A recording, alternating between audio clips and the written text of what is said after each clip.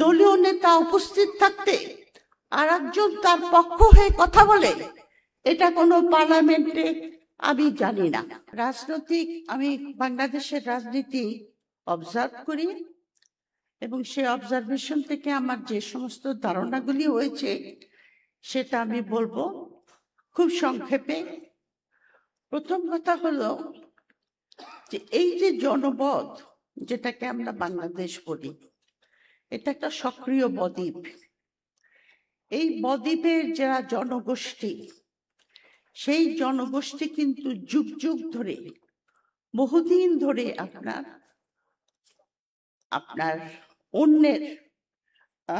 অন্যের তাবেদারিতে থেকেছে।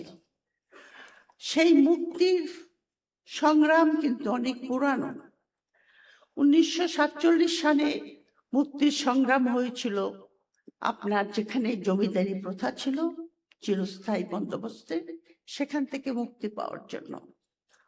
ফলপ্রসূ হয়নি। তারপরে এসেছে 71। পরে আমরা দেখেছি যে 71 ফলপ্রসূ হয়নি। এরপরে এসেছে 24।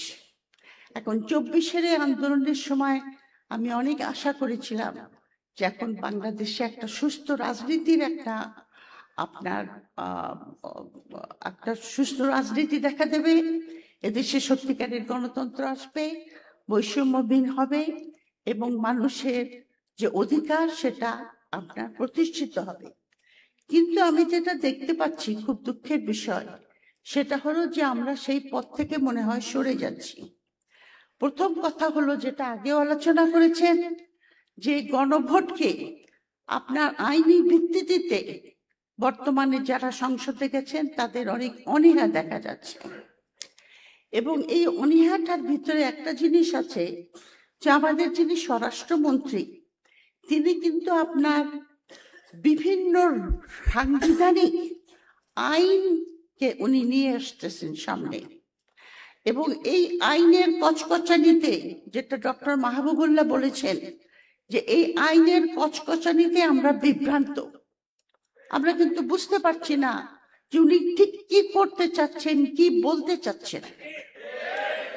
এবং আপনার কচকচানিটা এতদূর গিয়ে পৌঁছেছে যে উনি খালি আইনের কথাই বলছেন।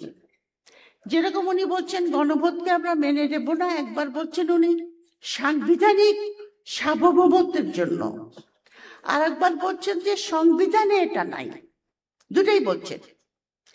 এবং দুটার ভিতরে কিন্তু আপনার রাজনীতির একটা থিওরি আছে, যেটাকে বলে আপনার পার্লামেন্টারি সভরেনিটি আর একটা হলো কনস্টিটিউশনাল সভরেনিটি। এই দুই আর্গুমেন্ট যদি দেখান, তাহলে কিন্তু উনি বলতে পারেন যে গণভোটকে আমাদের মেনে নেওয়া আমাদের জন্য লিগালি বাইন্ডিং না। কিন্তু উনি একটা জিনিস ভুলে যাননি, ইচ্ছা করেই বলছেন না, সেটা হলো সংবিধান মানুষের জন্য। এবং সংবিধানের আইন দ্বারা সবকিছু কিন্তু হয় না। সংবিধানের একটা প্রসেসের ভিতরে একটা জিনিস আছে, সেটাকে বলা হয় সাংবিধানিক স্পিরিট। সাংবিধানিক স্পিরিটটা ঠিক আছে কিনা, সেই স্পিরিটটা কি? সেই স্পিরিটটা হলো জনগণের ইচ্ছার প্রকাশ। এবং জনগণ যে ইচ্ছা প্রকাশ করবে, এমনকি গ্রেট ব্রিটেন যেখানে সার্বভৌমত্ব, পার্লামেন্টের সার্বভৌমত্ব হলো সুপ্রিম, কারণ ইউকেতে কোনো লিখিত সংবিধান নাই, ওখানে কিন্তু পার্লামেন্টটি প্রথমে আপনার গঠিত হয়েছে এবং সেখান থেকে বিভিন্ন ডিটেলস আমি যাব না।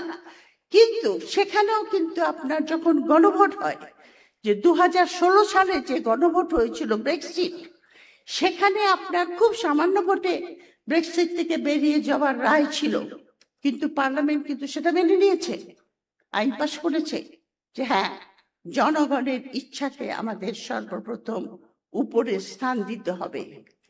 এমনকি পরবর্তী পর্যায়ে যখন লিখিত সংবিধান এসেছে, যেগুলিকে আপনার কনস্টিটিউশনাল থিওরির দ্বারা আপনার ইন্টারপ্রিটেশন দেওয়া হয়, সেখানেও বলেছে যে হ্যাঁ, লিগালি তুমি করতে পারো, কিন্তু জনগণের যেটা ইচ্ছা সেটা হলো সবচেয়ে উপরে। কিন্তু উনি একটা বলছেন না।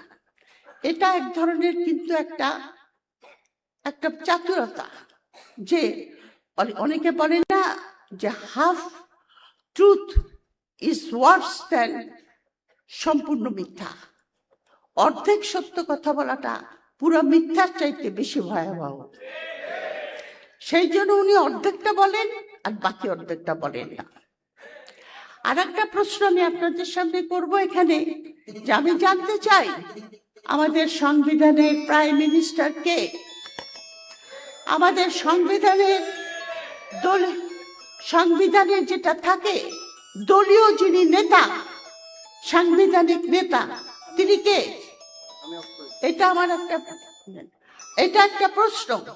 কারণ যে সমস্ত সাংবিধানিক সমস্যা, যে সমস্ত আশা আকাঙ্ক্ষার কথা এই আন্দোলনের দ্বারা ইয়াং জেনারেশন তারা তুলে ধরেছে, সেগুলি মেনে নেবে না মানা মেনে নেবে, সেটা কিন্তু দলীয় নেতার বলার কথা। কিন্তু দলীয় নেতা যতক্ষণ না বলবেন ততক্ষণ পর্যন্ত আমরা এটা কি করে বুঝবো যেটা কার ভয়েস এটা?